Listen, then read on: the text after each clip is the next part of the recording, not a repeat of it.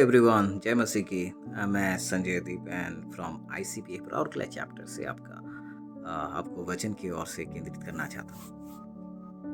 परमेश्वर आज हमसे इस सुबह के समय में हमसे ये बातें करना चाहता है कि क्या आप किस विषय के लिए प्रार्थना कर रहे हैं, या फिर आपने ऐसे कोई विषय के लिए प्रार्थना किया है जो उसको पूरा होने के लिए समय लग रहा है। आपका विश्वास डगमगाने लगा है। परमेश्वर कई लोग ऐसे होते हैं। जानते हैं, हम कभी कभार क्या होता है, किसी विषय के लिए हम प्रार्थना करते हैं। कई लोग कहते हैं कि उसको तुरंत होना अच्छी बात होती है, और अगर उसको विलम्ब लगता है तो लोग उसको संदेह करने लगते हैं कि ये परमेश्वर की ओर से योजना नहीं है। क्योंकि परमेश्वर की वो योजना नहीं है, क्योंकि तुम स्ट्रगल कर रहे हो। Because you are struggling with something, that means this is not from God. ये परमेश्वर की योजना नहीं है, ये परमेश्वर की ओर से नहीं है, क्योंकि तुम स्ट्रगल कर रहे हो। कई लोग प्रार्थना करते हैं और उसके बाद तुरंत हो जाता है। देखिए, मरियम ने प्रार्थना नहीं की थी। मरियम ने बिल्कुल प्रार्थना नहीं की थी, या कोई प्लानिंग नहीं थी, योजना नहीं था। कोई नॉर्मल से जा रही थी, वो कभी सोची नहीं थी। लेकिन ऐसा होने के बावजूद वो कॉन्सिक्वेंसेस के बारे में नहीं सोची, उसका परिणाम के बारे में, उसके पीछे कार्य होने वाली चीज़ों को नहीं समझी। लेकिन जब परमेश्वर का वचन उसके ऊपर आया,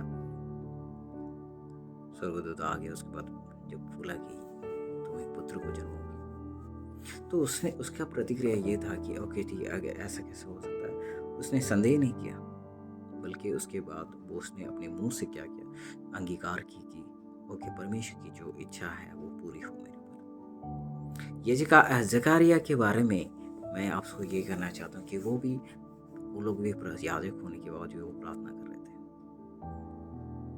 कई सालों तक प्रार्थना करने के बाद परमेश्वर का उत्तर, एक लूका का किताब 1:13 में वहाँ पे देखते हैं कि स्वर्गदूत गैब्रियल उत्तर आता है और उसके बाद कहता है कि परमेश्वर ने तेरी प्रार्थना सुन ली है, जिस विषय के तुम प्रार्थना कर रहे थे। इतने साल का प्रार्थना का परमेश्वर उत्तर देने जा रहा है। लेकिन 18 में और उसके बाद 20 में अगर हम देखेंगे तो क्या होता है,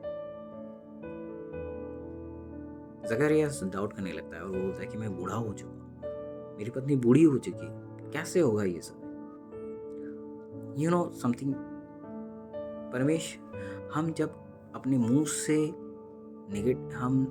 हम अपने मुंह से ही, अपने जुबान से ही हम क्या है ना, ब्लेसिंग को ले सकते हैं।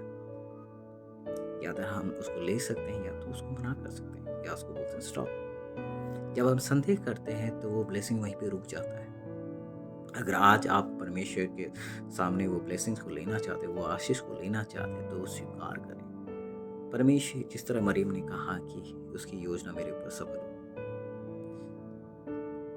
अब्राहम भी 25 साल तक वेट किया, इंतजार किया, लेकिन एक कंफर्मेशन नहीं। हम इन दिनों में जकारिया की तरह डाउट, संदेह करके अपने जुबान से कैसे होगा ये ना कहें, मैं कैसे जानूं ना कहें। लेकिन वो भी तब भी जब बोलता है कि कैसे जानूं, तो वहाँ पे हम देखते हैं कि मैं गैब्रियल तुम्हारे सामने इसीलिए वो बातें कहने के लिए सामने आया। स्वर्गदूत खुद आके उनको उसके सामने की बोलने के लिए आया। पहला शमूएल 1:17 अगर पढ़ेंगे तो हन्ना ने प्रार्थना कर रही थी अपने बच्चे के लिए। एलिय्याह आके उसको बोलता है कि तुम्हारी प्रार्थना परमेश्वर ने सुन ली है, तुम घर जाओ। मेरे प्रिय, मैं आपसे ये उत्साहित करना चाहता हूँ कि परमेश्वर आपको सामने ऐसे लोगों, आप जिस विषय के लिए प्रार्थना कर रहे हैं, परमेश्वर ऐसे लोगों को, ऐसे प्रभु के दासों को खड़ा करेगा और वो बोलेंगे कि प्रभु तुम्हारी प्रार्थना सुन ली गई है। विश्वास करें, आप जिस विषय के लिए प्रार्थना कर रहे हैं उसके लिए स्वीकार करके अपने ब्लेसिंग्स को अपनाएं। लेकिन जब हम संदेह करने लगते हैं तो हमारी प्रार्थना का उत्तर वहाँ पे रुक जाता है। लेकिन मैं ये नहीं कहना चाहता कि वहाँ पे बंद हो जाता है, वो उसके बाद नहीं आएगा। आप उसको स्वीकार करें, परमेश्वर से प्रार्थना करें, संदेह ना करें। परमेश्वर आपको वो सब ब्लेसिंग्स को फिर से रिलीज करेगा आपके लिए।